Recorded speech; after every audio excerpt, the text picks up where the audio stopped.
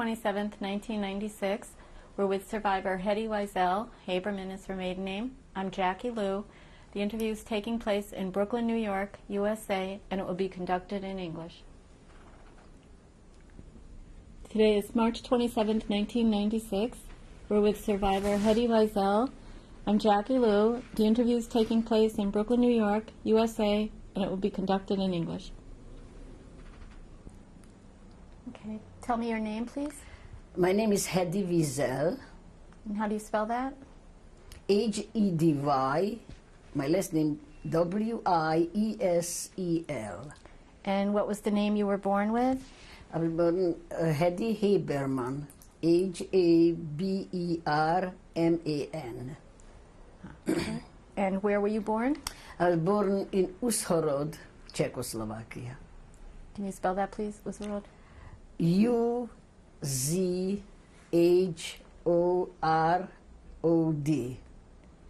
And what were your parents' names? My father was Ignaz Haberman. And your mother? Rose Bloom, Rosalia Bloom. And when were you born?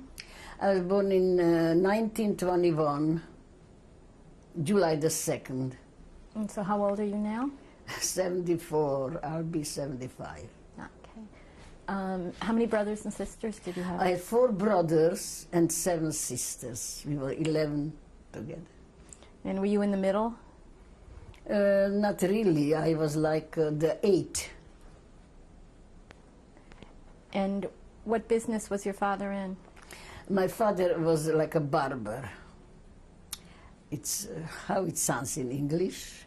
It's all right? Mm-hmm. Very good. A beautician. Not really. You want to tell me about that? Men's, only men's. Mm-hmm. You were telling me about it before. I'd like to hear it again. About he had a special cream. Yeah, he made that cream by himself. We also sold toothpaste in the store. And that powder, that was very, very popular there that time. Was it mostly Jewish people who came to him? Only Jewish people, yeah. Mm-hmm. Was it near your house? No, not really near the house. And he was sending all over to places, to other towns. All over, he sent it by mail. Tell me what it was like growing up with so many brothers and sisters. Well, we had grandparents. They also came, also helped us, my mother.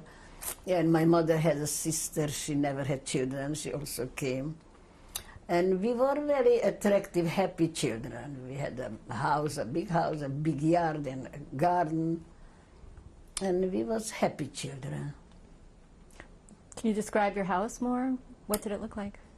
It was a nice house.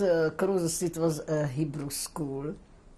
Near us was a big bakery. And it was very nice. It wasn't, it was a private, like a private street. When we built the house, everybody bought the place, and my father built it like he let it. Who were your neighbors? My neighbor, the baker was very nice friends, and across the street was a dentist, and then the school, the Hebrew school, and also friends, very nice people was the whole street. A lot of garden, everybody had a garden and flowers. And we was very friendly to each other. And Saturday we came together and we had fun. How religious was your family? Well, my father was very religious. Not really we children. He wanted us also to be so religious. He sent the boys to yeshivas. And they went, we were very respecting our father. And we wanted always to go to America, but he didn't want that. He said he shouldn't let us. He wouldn't let us because he wants us to be around him. Did you already have relatives in America? Oh yeah, my father's family. Mm-hmm. My father's parents. They came with two girls and they left my father. The story is they didn't have that enough money to bring him. And they left him by a rabbi. And he brought him up. The name was Rabbi Adler. And they always wanted him to come, the parents, and he didn't want it. Meantime, they had here two more boys and a girl. So there was 6 together. And so tell me more about your life as a child. Where did you go to school? There was actually a school, they called it the Jewish school, but we learned Czech. I had only Czech school. That was 4 elementary, and then I would say 4 high school. That was, the other 4 was real Czech, with the Czech people. It wasn't the place where I went to the elementary, it was a different place. Only Czech teachers. Everything was in Czech. So I speak very good still Czech. Because after the war I lived in Czechoslovakia, in Prague, actually I got married in Liberec. This is the capital of the Sudeten.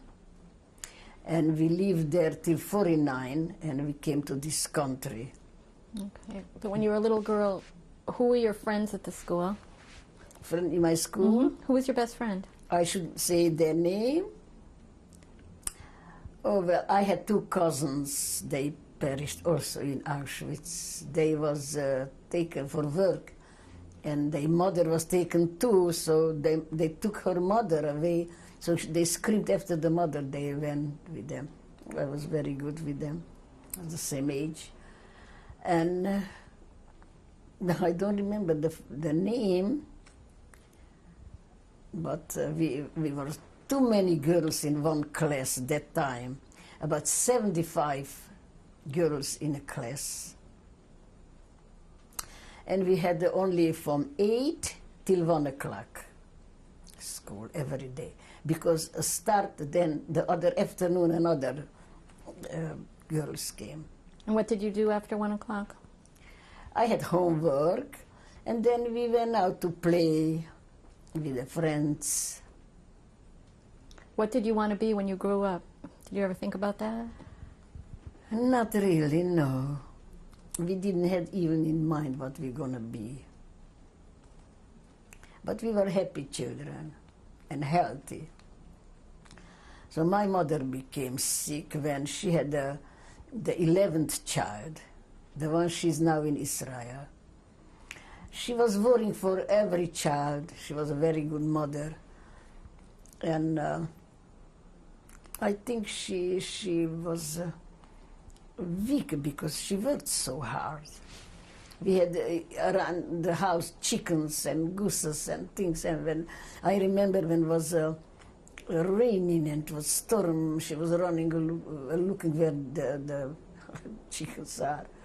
And so, you know, winter was very bad by us, very cold. And we didn't have that so comfortable like here. We had, water was like outside to bring the water in the house or to take out the...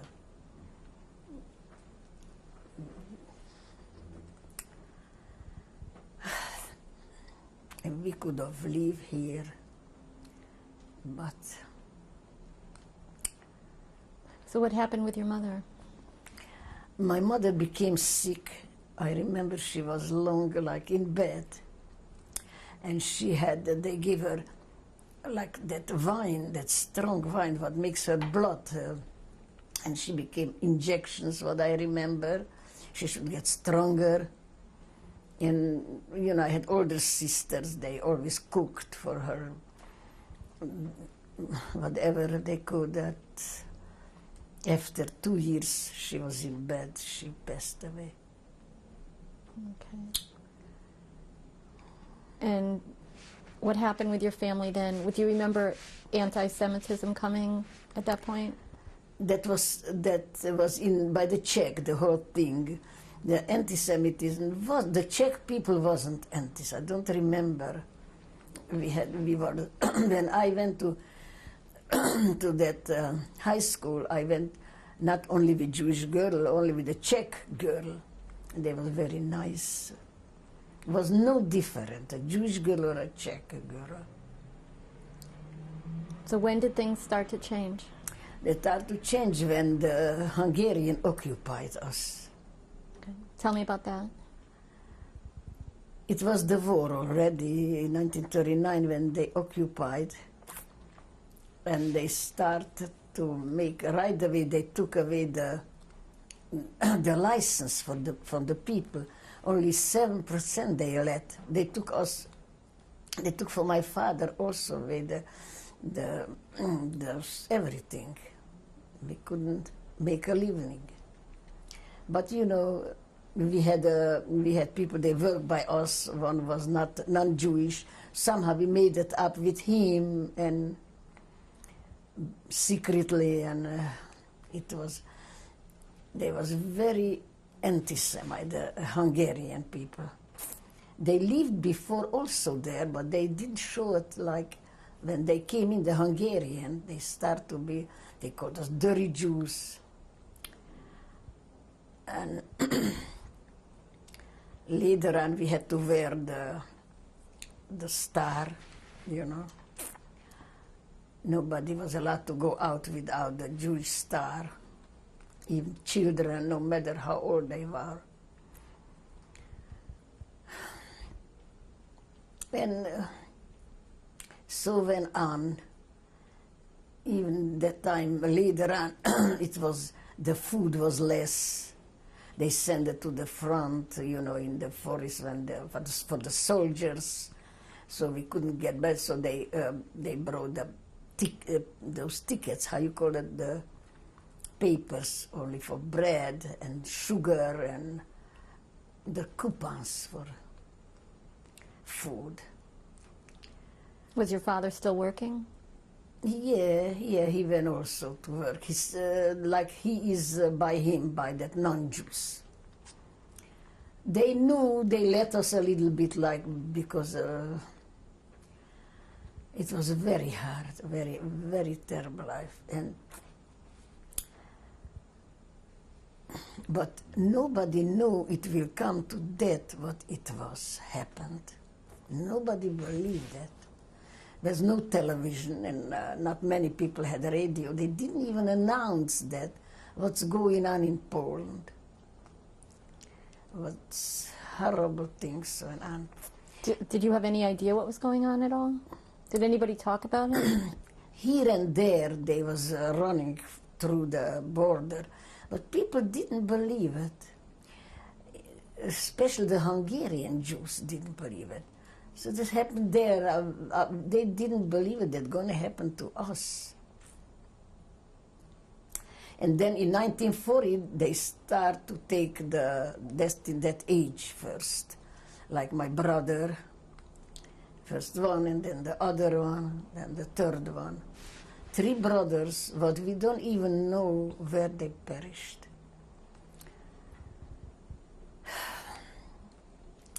And then came, you know, in 1944, in April, when they start to build the ghettos. We had to do it with the Jewish people. Wherever was like Plyer, they took it from there, and we had to build the ghettos. And they brought to our town, to Ungvar. Then they gave the name Ungvar, because Ushorod or Ungvar, that's the same, as I told you. Ung is the river that was in middle of the town, was running the Ung, and we had a castle there. So they call it Ungvar. Ushorod, the same thing. And they brought the Jewish people from all over near the town in our ghettos, from the villages, from all over.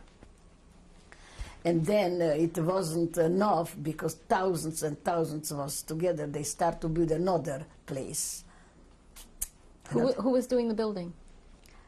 Who built it? We Jewish people, the Jewish men. There's a lot of thousands of people they built. And then they start to schlep the families. Or did they know what they were building? Of course, that time we knew. We call it the ghettos. And everybody had to be in the ghettos. They said, they put posts on the walls, on our houses, on everybody's houses. That day, you and your family has to be on the street. Nobody is allowed to hide. But before they did it, they came, the Hungarians, and they said, give us every jewelry you have. Don't hide nothing. They took even from your ear, if you had something in your ear, on your finger, they took everything and they said, I tell you, if we find something in the house, you'll be punished or killed. So everybody gave the jewelry what they had. And then came, when we had to go out from the whole street, and we just put the pillows and everything, the covers in it, like in the in sheets, and that's how we went out from the house. They said, you have to be on the street that hour, nobody should go back. And we wasn't, even we were already outside, we wasn't to go on the sidewalk. And when the whole street was together, we start to march in the ghettos. Who was leading the march? The Hungarians, soldiers, and all the Goyim. And the people, the Hungarian people, they wasn't allowed to go out to the street. They left, They were scared here and there, some gonna save somebody. So they wasn't allowed to go that day out, the non-Jews. And then that's how we start. I had perhaps, that time it was a can, I don't know how, milk. Early in the morning I went for milk we should have for the children. And we saved cookies. I told you we had a baker near us and the Goyim take it over before. And we saved cookies that we should have when we go to the ghettos. And we saved that, we ate just one here and there that we should save. Even when they took us then after 4 weeks. It wasn't food, it was horrible. People was fighting between them in the ghettos, it was horrible. And where did you live in the ghetto? Where we lived? On the floor. Was it a separate apartment for your whole family? How was it? No apartment, How was big it? set, all together, whole apartment. Were they rooms? What were they? Nothing, plain.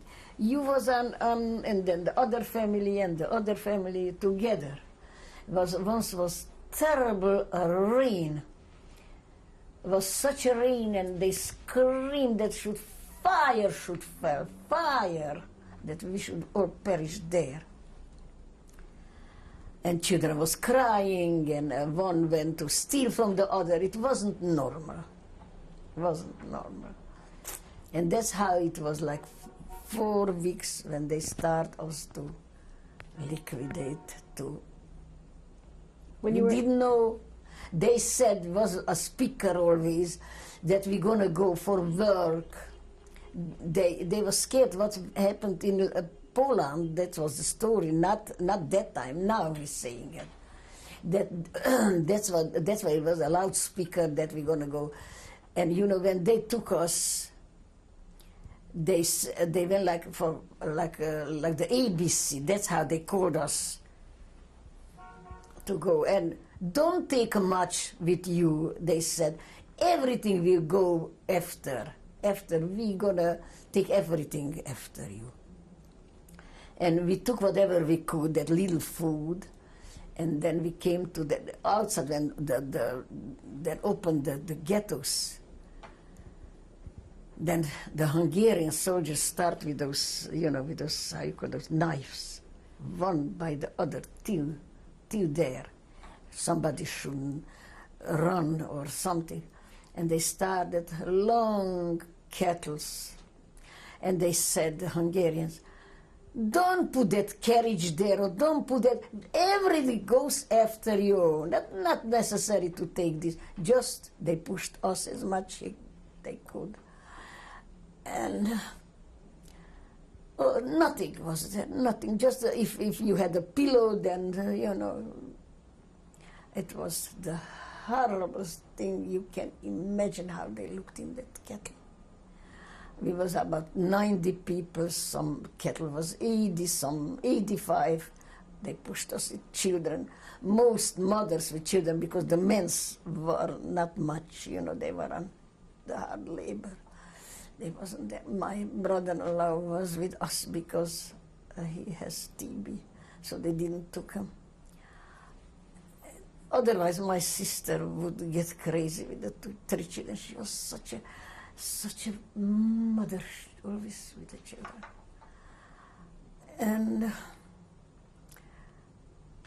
And that's how they put us in those. We didn't know, just like animals, even worse. They don't put so many animals in a cattle car. They put us as much as they could, and just on the floor. It was unbelievable how they looked. Near us was a mother with 6 girls, and they cried for something to eat, and she didn't even look at them. And then they fell once, and one was choking, not the children, another, and I don't believe that was happened in this world like that.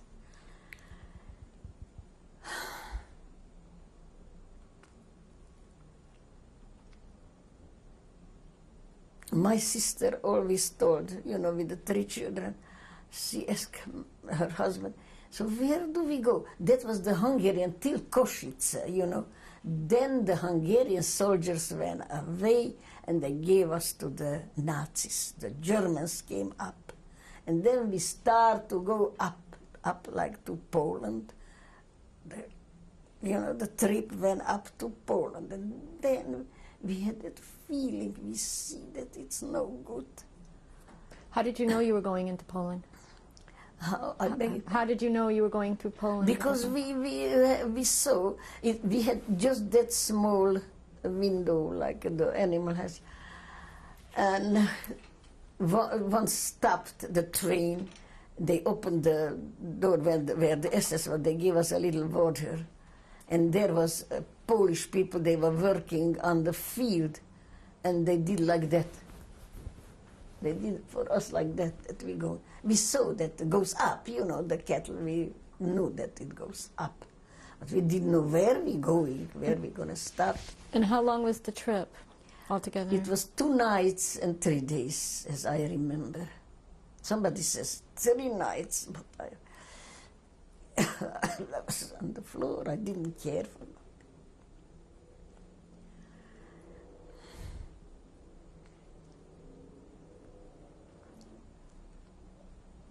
What else do you remember about that ride? Well, when we arrived, it was early morning when we arrived to Auschwitz. We didn't know it's Auschwitz. And they started to open this, I should say doors, that door, I would describe. And then came the soldiers and the Jewish, Polish people, they were there before. And Slovak, they had those stripes, dresses and hats, and everybody out there screaming. A lot of people died already in the kettle, like my brother-in-law's mother, and who saw it was and my aunt was there. She came down and she in one shoe. She said, "My shoe!" She screamed for that man, "Don't worry, they bring it after you. Just walk, just walk." And they start to slept down the children, and we, you know, I stick to my sister with the children, you know, and then they start. We was near that entrance, you know, it was by the ABC. We was near, and he said, "Who is the mother of those children?" You know. And she started to scream. My sister, "That's my children." And he slapped me. He grabbed me like that, and suddenly I saw more girls was already there, and then came more and more. And on one side was boys. They took young boys and young girls, and then thousands of thousands they went to that, like where the guest chamber was, and then. We didn't know that actually. We didn't know that right away. We didn't know. And with us, we had to take off everything. There was a ladder that took all day till it come to that. And we had to undress completely. And they start to cut our hair. My hair was like all over. When you had hair, they cut. They give you one dress. They didn't look you looked like crazy. I was with my sister. We didn't recognize each other, and you know, so pale, so hungry, just like all that. And then they also came. That was Jewish girls. They was there before, you know, Slovak. Yeah, they took Slovak and Polish girls before, and they start to put us in. Five, 6 girls together till it was already late, almost night. We arrived early morning. They took us to Birkenau. That was near Auschwitz, like Birkenau. And there was those barracks in Birkenau. And they took us to that barracks. And I don't know how in English there was koyos. You know, like 1, 2, 3, 4. They pushed us in there. We looked all like not normal, like animals, I would say. Nobody has hair. One looked on the other, and later they brought us something to drink from leaves. They cooked something from leaves, and they gave us. Everybody had how you call that, chaka from something to eat. It's a drink, you know. Well, when I'm talking about that story, I am there. I see everything there. And then later they told us, next day in Auschwitz, we were asking, where are our parents? Where are my father, my sister, the children, and the people from Slovakia or Polish people? They told us, can't you see the flames? Can't you see? Can't you feel it? They're burning already. They are killed. They told us. We didn't believe it. They put something in that water, and the next day they give us a slice of bread with those meat, that red meat. This is from the horse meat. And they said they put brome. It is probably true, because somebody says it's not, because nobody became the period. No girls had that. So they probably did something that we didn't have that. And we couldn't even cry. We just couldn't cry. It was animals. Who were you with? Who was with you? My sister, one sister, Which and sister? 2 cousins, also first cousins, but they when they took us to Gelsenkirchen, they went to another place, to Essen. I told you, also a very big town. They took about 500 girls. We went from Auschwitz. After 6 weeks, they took us down deep to Germany for hard labor. Okay, wait, so now you're in Birkenau? Oh, I'm still in Birkenau. Okay, all right, tell me, how long were you in Birkenau for? We were about 6 weeks. Okay, do you remember the date that you arrived? When we arrived to Auschwitz, That was 4 weeks after the ghettos. It was 4 weeks. That was about, they took April. In May they took us to Birkenau. 1944. 44. Okay. And how long were you in Birkenau? 6 weeks? About from 6 to 7 weeks. And what did you do there every day? We didn't work there. We didn't work. Early in the morning, very early, about 4 o'clock, we had to get up, and they called the Zählappell. We had to go out, and 5 girls were standing in a row, 5 and 5. And then they came, the Nazis, to count. Always they count us. He came with something if nobody... but we fell here and there because of that smell. People was fainting. Also, my sister was. I didn't faint. My sister fainted, and we had to touch her and here and there felt. And then, if they didn't like somebody or they saw somebody's pregnant, they start to beat them, and they took them away. They went to the gas chamber. If they, realize that somebody is pregnant, they took away. And they took away who was, they saw elderly. Mengele, if you know Mengele, he came also to look, how they looked. Once they came with the dogs, not once, the dogs, before we left Birkenau, they came with those terrible dogs, with those shepherds. And we had to march, and he looked at us. If somebody has a spot or something, they took to the gas chamber. And we had nothing on, just the dress, and they left us the shoes. When we arrived and they cut our, they cut us, the only thing they left the shoes. What do you remember about Mengele? I see him before my eyes. A tall murderer, and he had a white coat on. It was never buttoned, just open. He was blonde with blue eyes. And he looked everybody's eyes. Not himself, he came with more SSs. That was the selection, they selected us. And we didn't work in Birkenau. There was nothing to do there. Men, we saw a lot of men, they was working and with the stones. There was nothing to do there. So who was in charge of your barracks? Of my what? Your barrack, where you slept. Oh, you mean who was charged? We always went back to that place from where we came. I mean, everybody has the same place. The barracks, how they looked. And you couldn't sit there. It was... Sometime you could go down, there was place, and you was downstairs, sitting. And they once was missing a girl, and came such a fat girl, a woman, an SS woman. She screamed that if we don't find that girl, you all go in the gas chambers.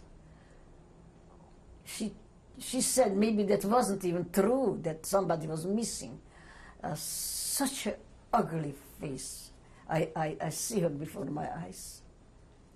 We was scared. We thought, but that doesn't count. What were some of the sounds you heard at night? The sound? Were there sounds? Sometimes you heard that they came almost everyday transports. They came in. That time they start to bring the tree. We were the first. And then they start from Hungarian. And they burned. The flames was, sometimes like and the smells.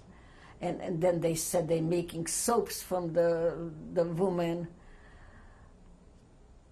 That was like E, the barracks was like E, B, C, along. We was in the C. How many people were in the barracks? Oh, in the barrack was, in one barrack about 500. About. And you know, all friends from my town, all people.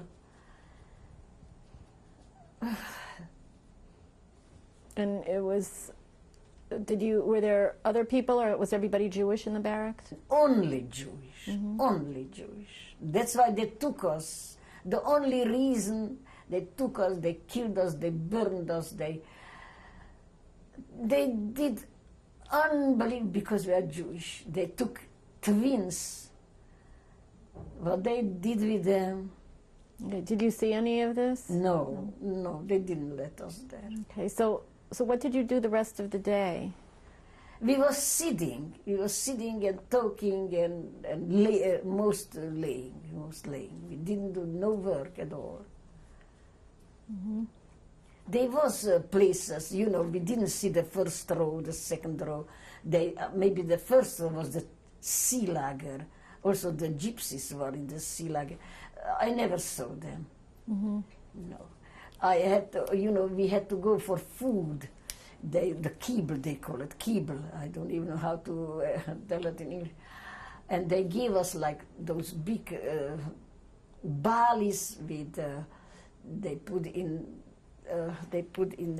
beets, the red beets, balies, and maybe some meat from horses or something. I never ate it.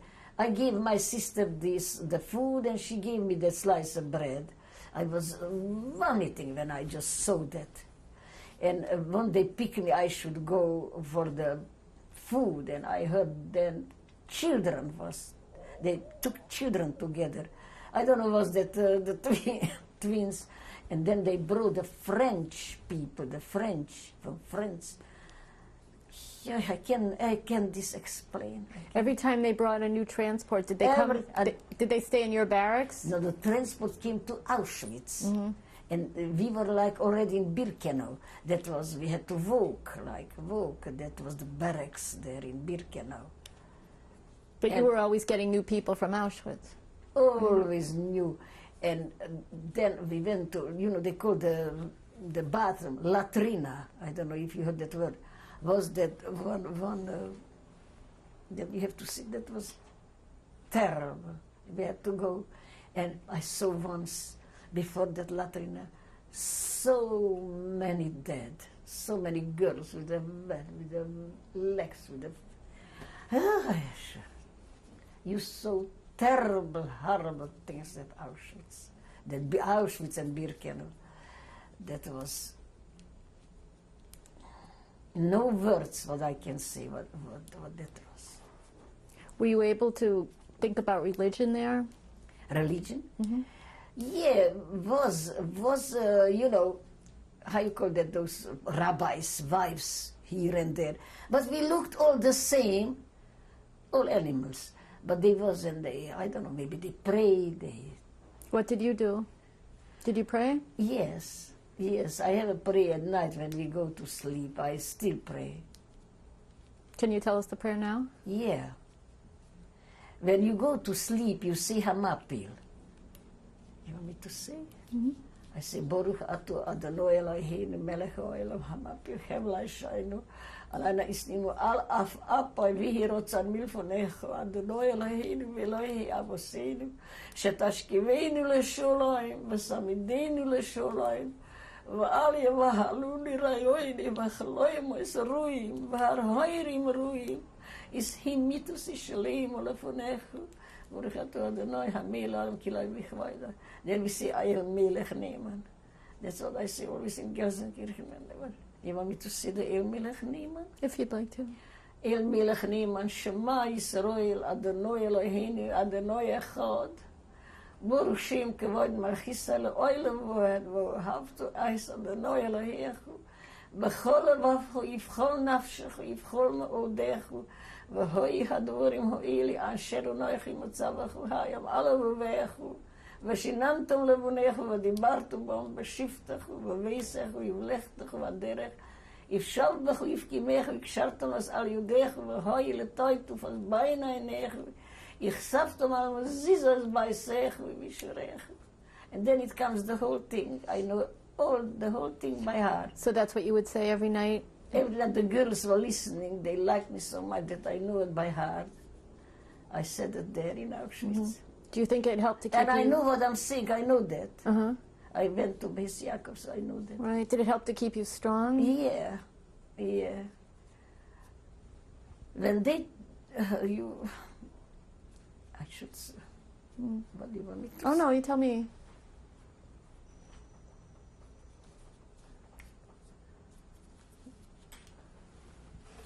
What are you thinking about? When I talk about that, I am there. I'm there. I see everything. I see the barracks, the girls, the horrible things.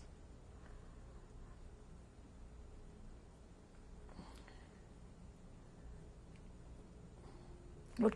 And the Zilap every morning, even was raining or whatever it is, it was standing a long time in those cells, and people was fainting here and there, and there was always selecting. They like to do that, to send to the gas chamber who they saw it's like elderly, or they discovered pregnant. That Were people able to help each other? if somebody fainted, we have to stand up. They let us. Otherwise they wouldn't get up. Okay. So how long were you there for? 6 weeks? In Birkenau, like 6 weeks, I would say, between 6 and 7 weeks. Okay. And then what happened after that? Then they took us to Gelsenkirchen. We didn't know where we go. How did you get there? Also by those cattle trains. They selected us, and they had like lines in Birkenau, you know. When we went, the lines, you had to go by the lines. They give you a bread with that wurst or whatever it was. Everybody got something. That's all in the same dress what you got in Auschwitz. And we went the long kettles. It was about 2,000. And the Polish people and the Slovakish people, they said, because they helped us, they were special, they had arms, on the arms and the numbers, they couldn't run from it. And they said, you know, people, you lucky, you going out from here. You have a chance to leave. Out from that death camp, whoever goes out from Auschwitz death camp, have a chance to leave. So wherever you go, they were nice to us, perhaps. And that took long till we got there in the kettles, and they given long kettles, and then we start to go.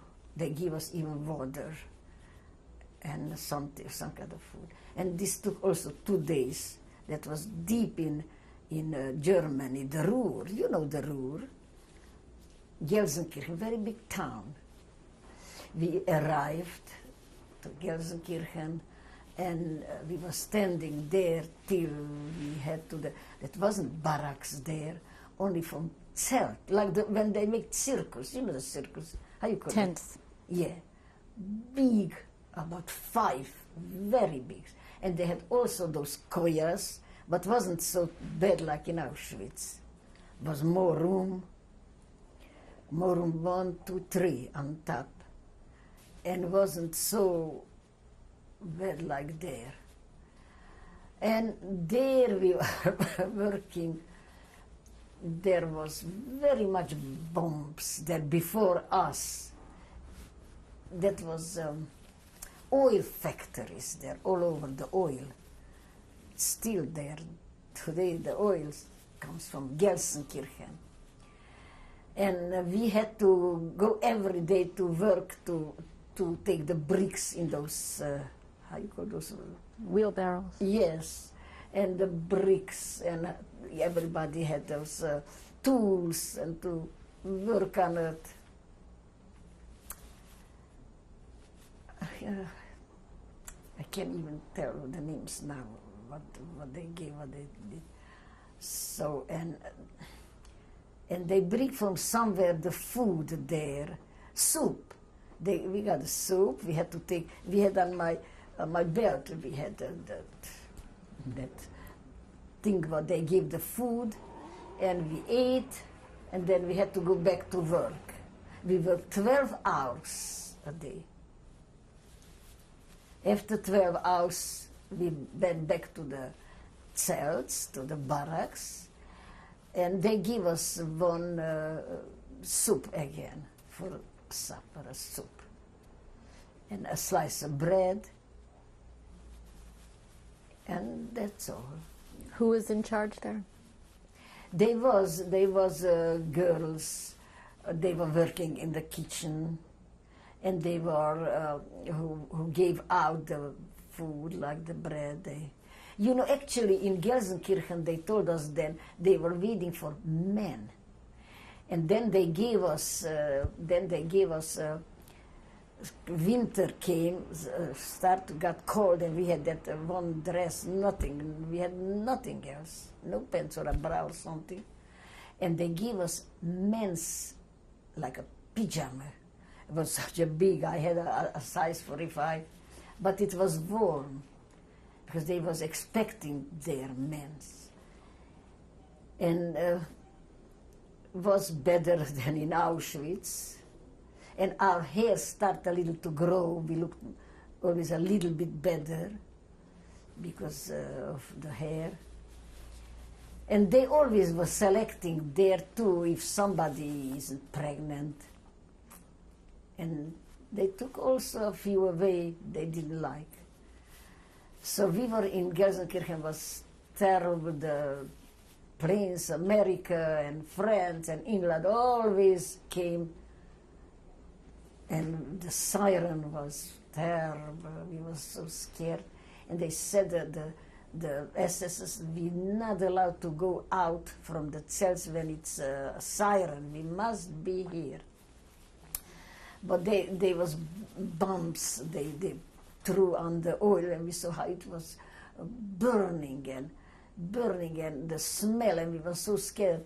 And there was girls, they gave out the food. They was in a cellar, and when they was bombarding, they all perished there with the food, with everything there. And we were running, even we wasn't allowed, we were running, Once was terrible, we came home from work, and it was a siren, and got so dark, and everybody was screaming. That time was like the offensive, it was terrible. And America did it. And we was running, and they was killing. It wasn't good that we were running. Maybe they didn't. That's what they said. That a lot of girls was killed. My sister disappeared, and I was running and screaming after her. I got here and the blood, because we was calling that wire. Everybody was pulling the wires. Yeah, and I met that one girl was sitting, and she did to me like that, and from her mouth came the blood, and she had one foot, and I couldn't do nothing. I couldn't help. I was running to see when my sister, and we find her. She was also running.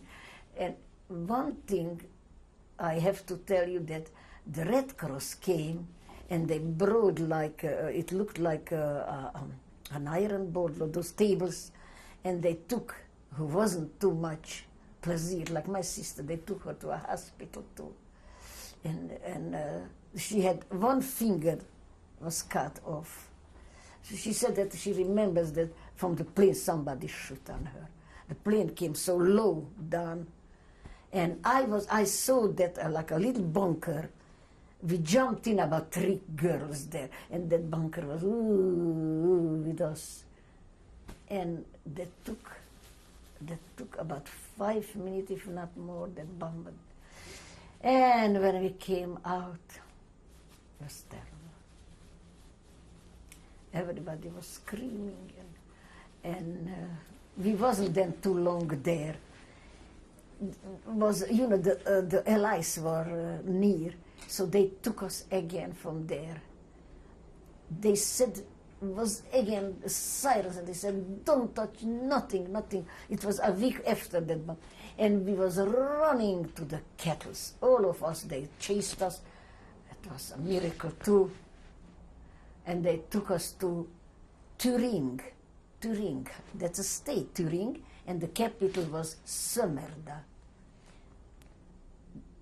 That there was factories, munition factories, big munition factories. So they was working men, and they probably took the men to the, they took away the Germans because they need the people, so they took us to that Sömmerda. And there also we were working 12 hours, but we were inside, like in the factory. Big machines, and they showed us how to work, and we were working also 12 hours. They never stopped. They made half, like us. Half worked day and half night. Like we came home, they went the other half. They were sleeping day and then we night, and then they did it opposite. We was working a week day and they was working night. And there was also better than in Gelsenkirchen. And we were working there, also the sirens was screaming, but we had to turn off the machines and to go out.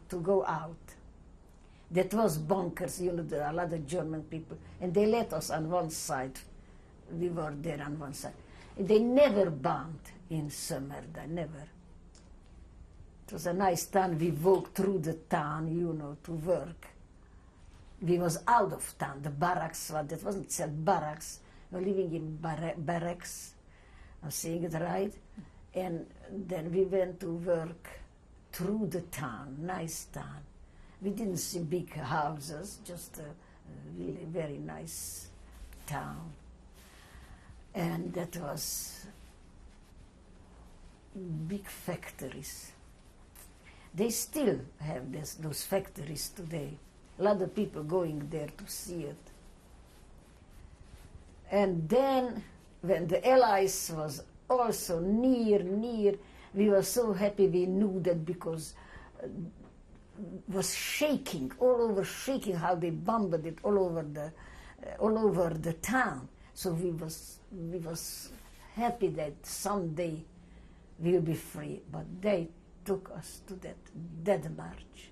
We had to go all like we were, and that was the worst what you can imagine. Tell me. We start to walk. We didn't know where we going, what to do. They wanted to take us to Theresienstadt in Czechoslovakia. Theresienstadt. They said we're going there. But we were walking days, and every night to a highcall where the animals live, at the barn. A barn. They chased us to barns for night, and early morning march.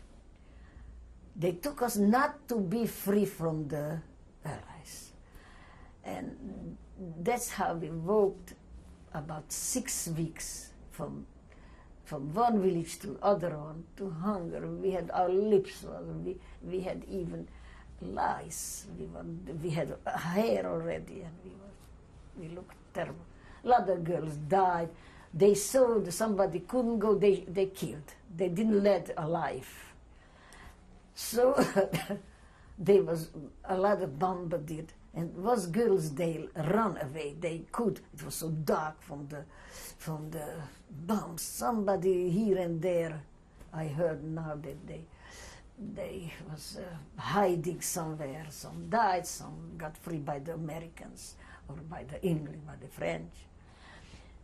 And then once they put also between in kettles us, and we was traveling with the kettles till we came to the Sudeten. That was Sudeten. That was before Czech, and then the German took it, and we were there, and we were walking there till once, that was May the 8th, they again chased us to barns. And we didn't see early morning. We were waiting for them to come to take us early morning, but nobody came. And we was girls, a lot of girls, it was terrible there, that smell. And one girl screams, I saw French. No. Yeah. Flags. We see flags. We see was. I got a goosebumps. We started to scream. Everybody was screaming. We opened the door. That was the 9th, and we see French soldiers. The French. That was a village near. They call it Loney, a town, a big town. But we were in the village. And we came out and screamed and cried and kissed each other. And they came, and we said they saw on us, you know. Some people told we are Germans. They didn't know who the people are. And then came Germans with, they brought us fat, the pig fats. You know, that was free, but nobody was in town. Here and there you saw French soldiers. Okay. I and my friend, she died already, I had a very good friend. We begged the girls not to eat that. He brought us bread too, and that fat.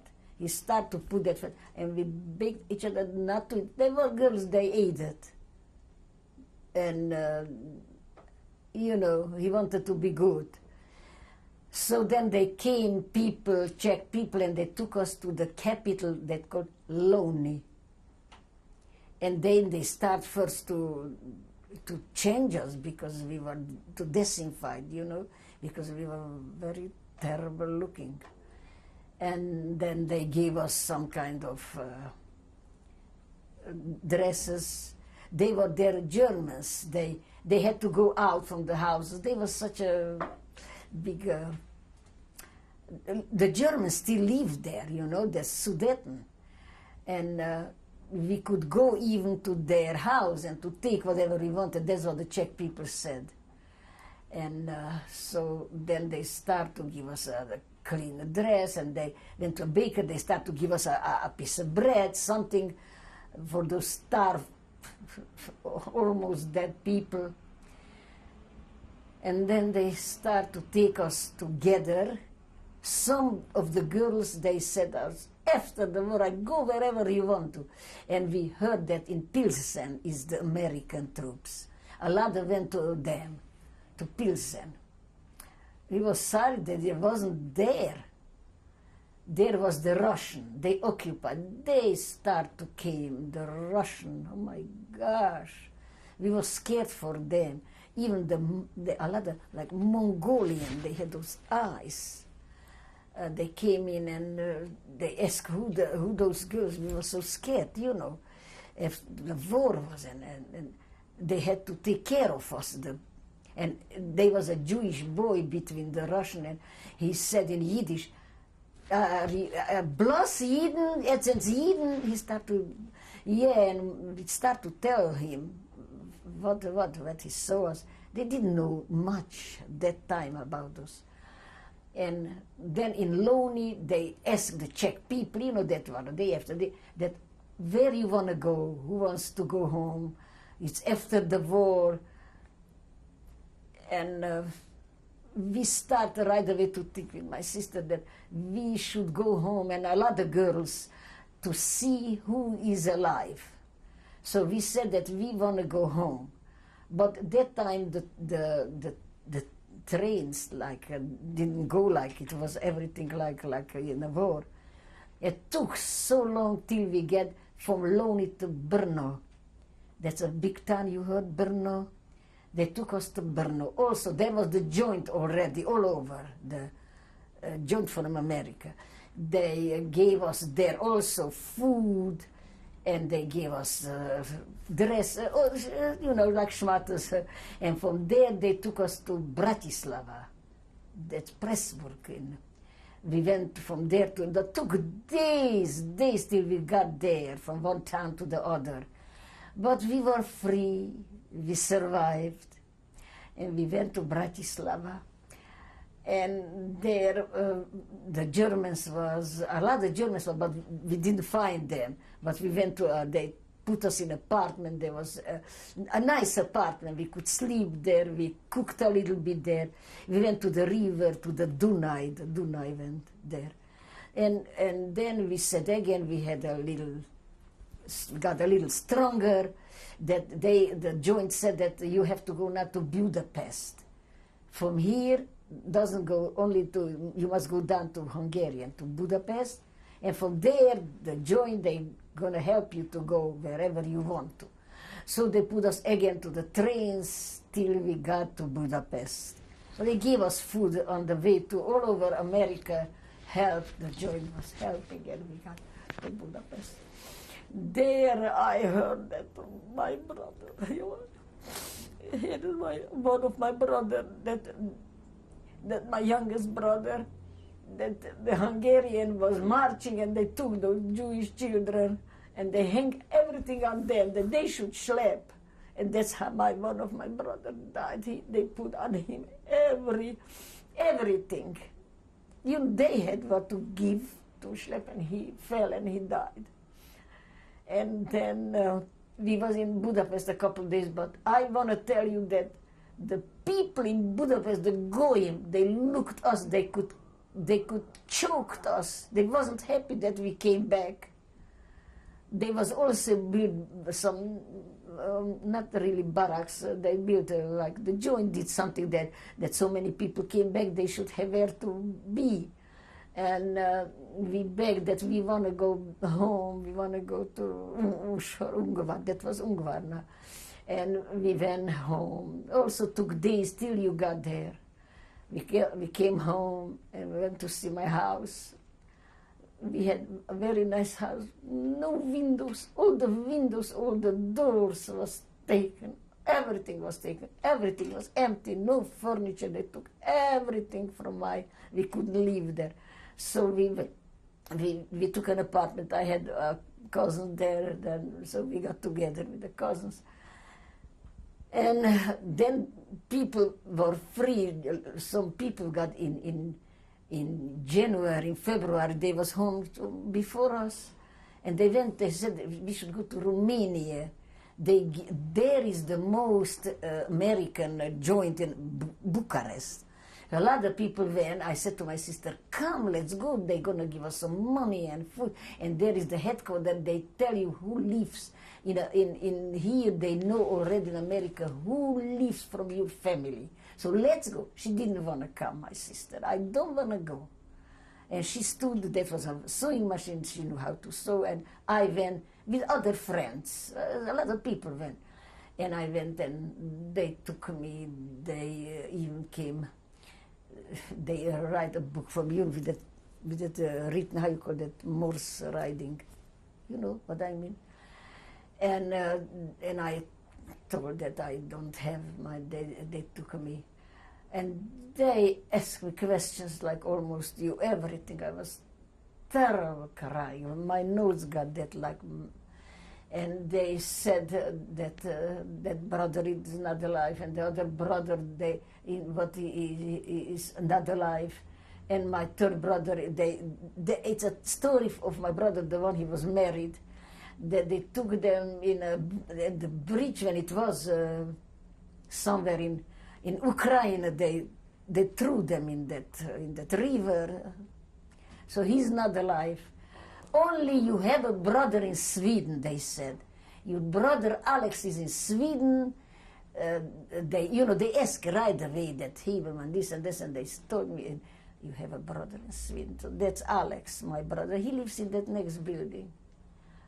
That only one brother is alive. We went together to Auschwitz, to the kettles with that brother, and he is alive. So, and when I saw on the street, a lot of refugees was there in Bucharest, a very big town, and that was a headquarters where the refugees came together and they gave us food. It was very nice. The American helped us a lot. And when I saw a sister and a brother was meeting each other, I was crying. They was crying and I didn't met nobody. My three brothers perished. Nobody came. And I didn't find nobody for my family. And one family took me. She said, "Stay by us. You will have everything." They had no children. I said, "I can't go. I have to go back home." I was there a couple of days.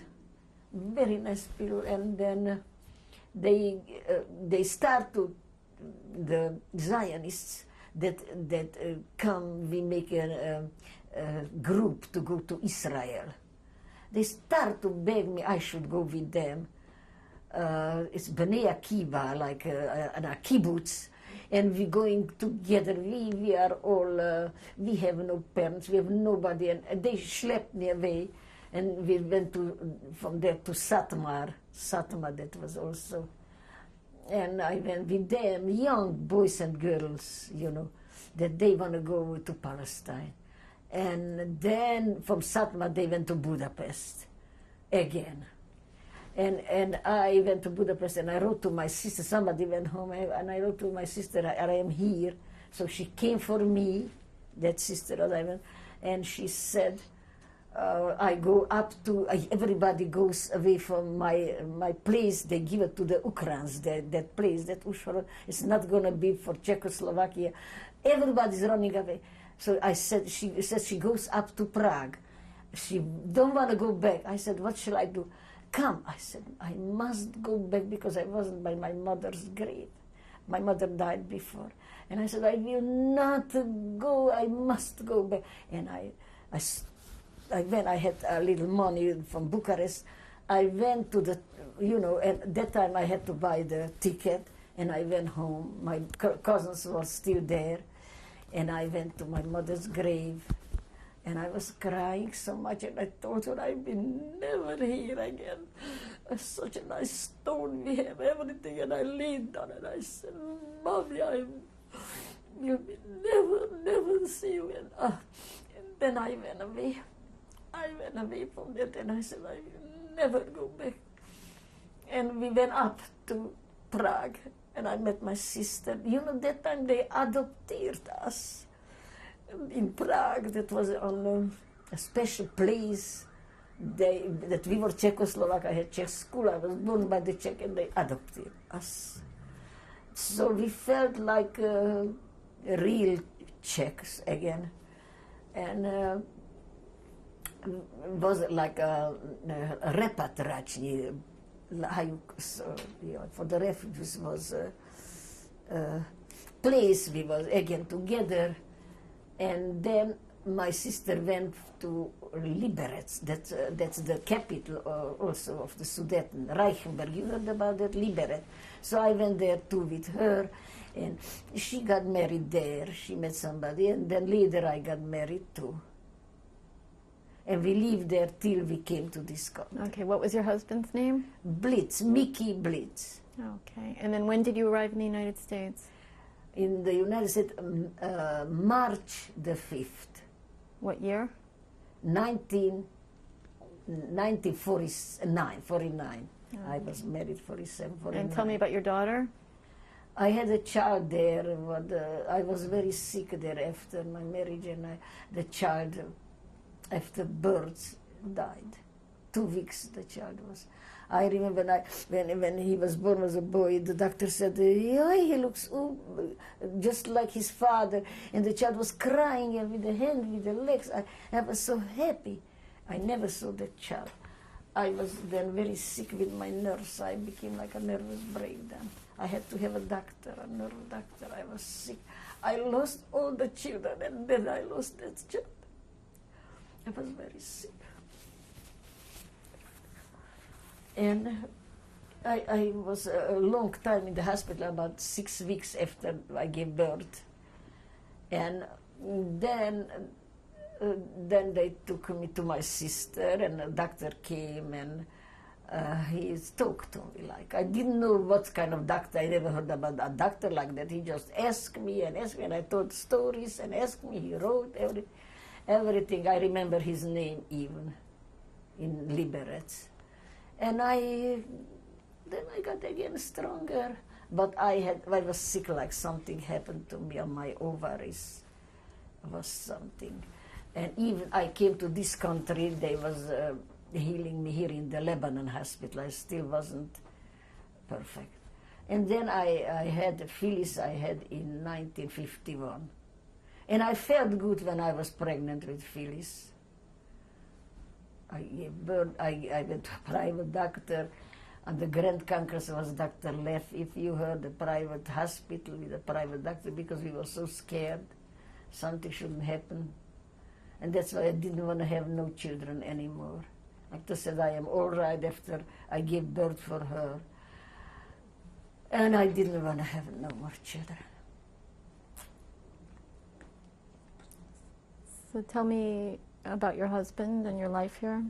My husband was married before the war. He got married very young, and he had a wife, and then he had a child, a little girl. And before they took him away from the home, he took his wife with a child out of town. Then he thought she'll be saved. They're not going to take when it was already so. And when he came back, he was sure she's alive, and he went to that place, and they said they took her. He wasn't allowed to hide nor do. They took her, and he was so upset, and he was very happily. And so we got a very nice apartment from the Czech people, and he got a store. He was in the army, the Czech army. He got a store, and then I had a very till that happened to me. And when did he die? He died here in 1963, just when Kennedy was killed. I remember that time. Okay, and now you're remarried? I was a long time a widow. They begged me. I went out, and I didn't want to marry, just because, I didn't want to marry a man with children or something like that. I thought I'm never going to marry. And then I was good friend with his brothers and sister, and we went to the same shul when my husband was alive, when my first husband. I know very good his family, my husband's family. And when we met each other, we right away we liked each other. And what is your husband's name? This husband? Ernest Wiesel. Somebody says Wiesel. Okay. And so tell me about your life.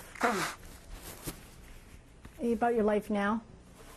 About my life, so I told you I had to go to Germany for 5 years till he retired, and I lived there. He was like a manager in an old age home, and he was davening there. Saturday he learned the whole Torah. He knows how to, he's about Korea. And after 5 years, in meantime I came to see the children, and I was also from... So what years were you back living in Germany? Back in 1984, I came back. So from 1977 to 1979 till 1984, 5 years. And you were living in Frankfurt? Yes. Okay. It's like a Jewish place. They build everything. They gave back what was the Jewish hospital in the Jewish building. They built up. So tell me about your life now, 1995. 96? 95. 96. Well, I was sick. I had an operation. I had the very first time I had an operation like and then he is not well. He wasn't, when I married him, he had high blood pressure, and he had before operations. I didn't ask him when I married him, but he wasn't a healthy man.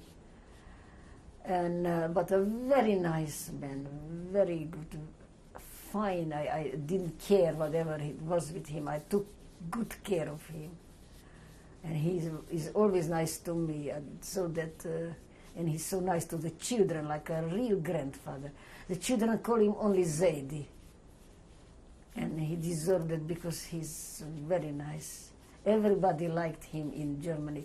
They cried when we left. They made us a party, and they were so upset when he left Frankfurt. Once we went back to see them. Okay. What would you like somebody seeing this video to learn? I didn't get you. Oh, if somebody's seeing this video, what lesson would you like them to learn? Oh, to learn From your especially experiences. the next generation. They should know what we went through, what they did with us.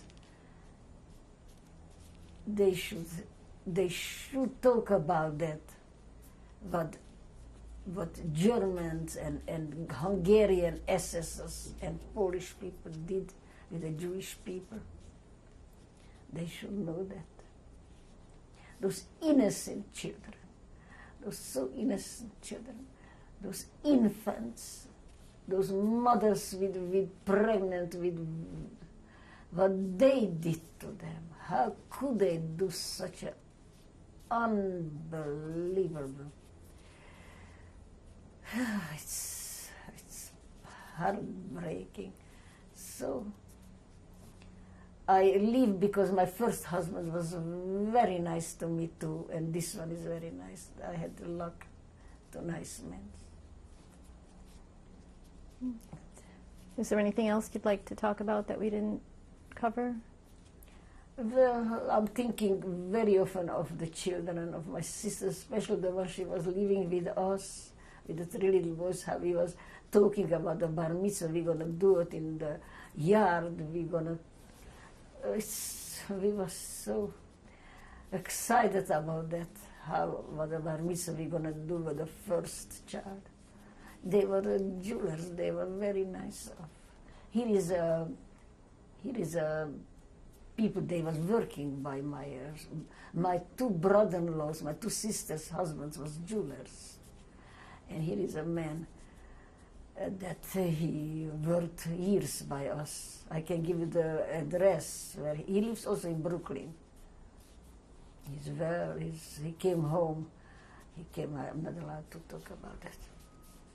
All right, well, I want to thank you for sharing your story with us. Okay, thank you. Okay, and we're going to look at some photographs, Yeah. and then we'll meet Phyllis and your husband. What time is it? Okay? Maybe a coffee you Okay, can have. okay. Okay. My sister on the right side is Phyllis. She was born in 1908 in Ungvar. Next is my father. And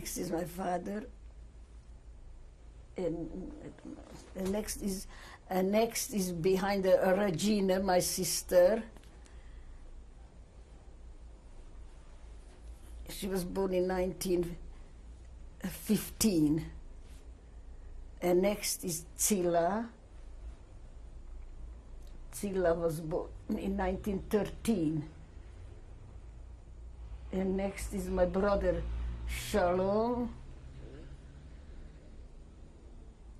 He holds my mother's arm, and my mother has in her arm my sister Gita. She was born in 1919. And my oldest sister on the left is Esther.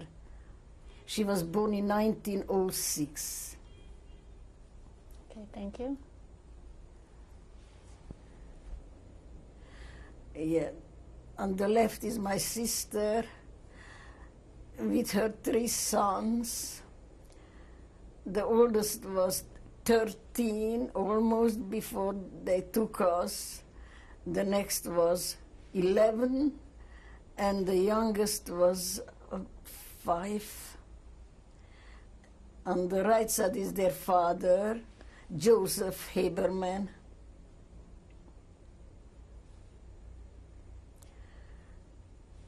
And my sister is on the left side, Felisa Haberman. Is there anything else you want to say about them?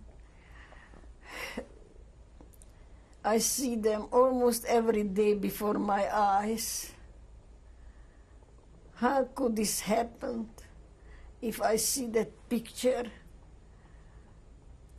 it's, I don't know what to say. And this was the boy that was going to have the bar mitzvah. Yeah, Tibor, he was the oldest Tibor. We was preparing already for the bar mitzvah. He looks even like my daughter Phyllis. Okay. All right. Thank you. Okay. That's me on that picture. That was supposed to go to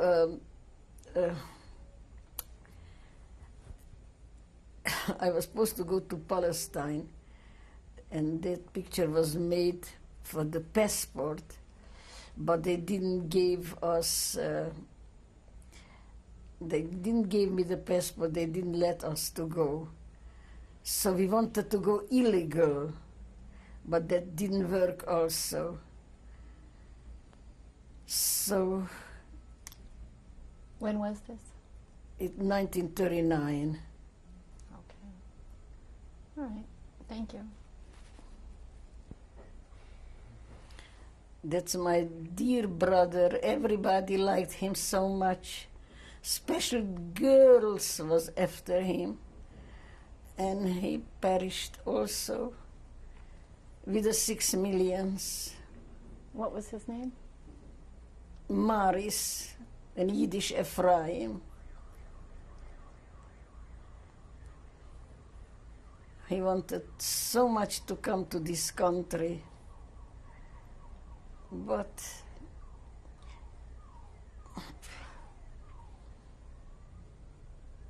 he couldn't. I don't know what to say. Okay. Thank you. That's my dear brother with me. We went for a ride to mountains with friends. We had a wonderful time. At least I have that picture. I miss him. I miss him all my life.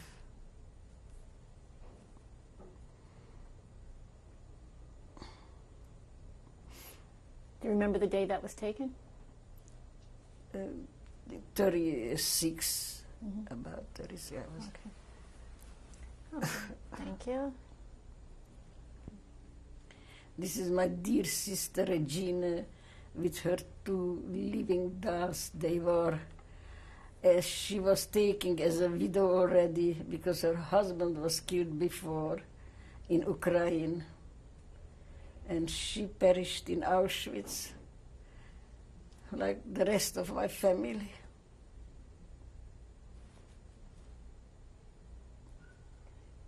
Thank you. This is my brother Shulam. He was taken with the Hungarian murders, and they threw they threw them in the river with a train together, hundreds of hundreds. He had a wife with a very sweet little girl. They also was taken to Auschwitz death camp. We never see them again. Okay, thank you. That's my first husband, Mickey, and my little girl, Phyllis, with me. Mickey was very nice to us, a very good father and a devoted husband. He died of a heart attack in 1963 because he worked so hard for us. And he had a very hard life. And we missed him so much. But that's life. Okay, can you tell us about this picture, please? That picture was made in Israel, in Jerusalem. In 1981, we got together. It was a Holocaust togetherness in Jerusalem for the 6 million martyrs. I heard a speech of President Begin, also was speaking Hedy Wiesel, and many more famous people. I am in the middle, and I was also lighting the candles before the 6 million martyrs. Okay, and that's you in the middle with sunglasses? Yeah, Okay, and who is next to you? Anybody? I remember I have an Okay. Lily is with me in Yad Vashem. Okay. It got so cold at night, and we had no sweaters. We was shivering. It was so cold. It was freezing. Are you still on? Mm-hmm. Okay. Oh, yeah. All right, thank you. It's no good. No, I didn't know I am. This is my daughter Phyllis with her husband, and my husband and me. What is her husband's name? My husband is Ernest Wiesel, and me, Hedy Wiesel. And your daughter and her husband, what are their names? And Phyllis Hochberg and Joseph Hochberg. Okay. Hochberg. Okay. Thank you. It wasn't so. Okay. This is a poet what we was written in Bratislava after the liberation. They are full of very sad stories what we went through, but it's written in Hungarian. I wish somebody could translate this. Can you tell us about this poem? I should see. Mm-hmm. Okay. This is just make like that with the book.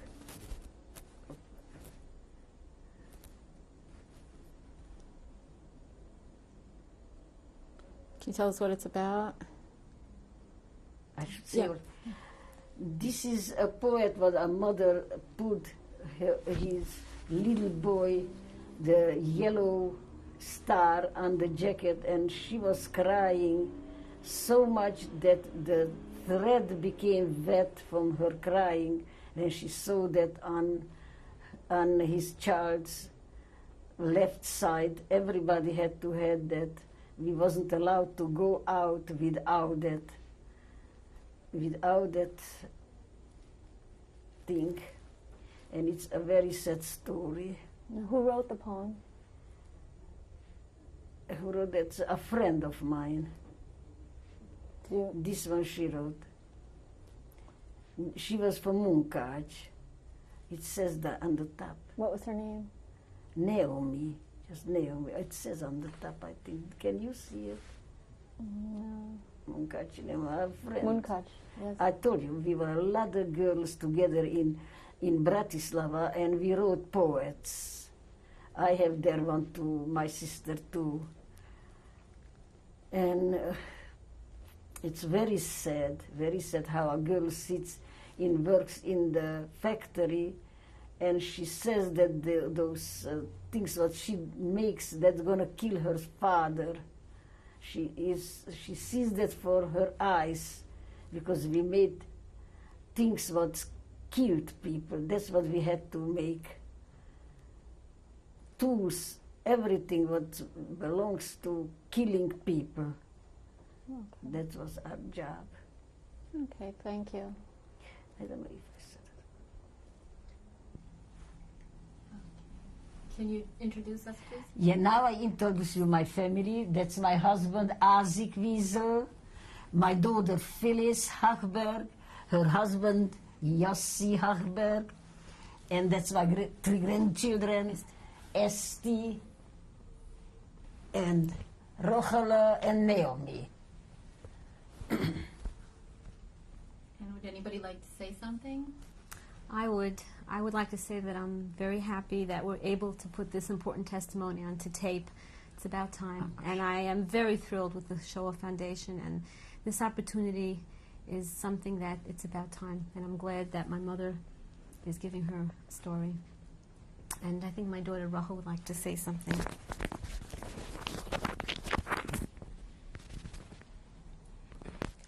I just want to say that despite all the torture and hell that my grandmother went through, she was still strong enough to come back here and have a family and always keep up her Jewish beliefs and her religious beliefs, and that to me makes her my biggest hero. Anybody else? Is this something else? Esther. Okay, well, I want to thank you all for sharing yourselves with us. All right, thank you for telling your story. Thank you.